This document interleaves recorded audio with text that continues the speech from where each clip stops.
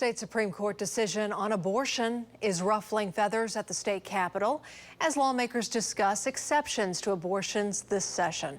News 9's Capitol reporter Haley Wager tells us what the decision means for Oklahomans.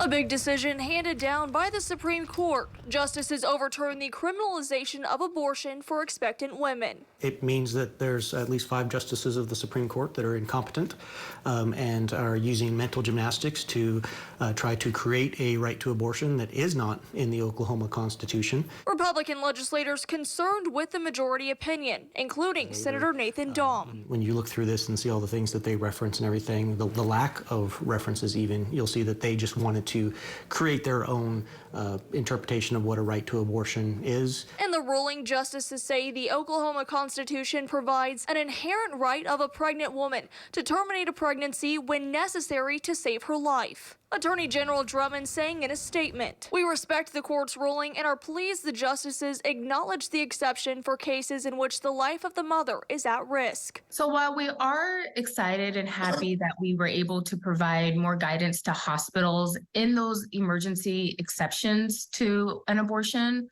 we are disappointed the court didn't go far enough. Samaya Cox-Turay with the Oklahoma Call for Reproductive Justice says while this gives clear guidance to healthcare providers in a medical emergency, their fight isn't over. We still feel very strongly that all Oklahomans have the right to an abortion without exceptions. Meanwhile, Senator Dahm says their fight will continue as well. We will be having those conversations of what we can do to make sure that we are protecting the lives of those unborn children while protecting the life of the mother as well.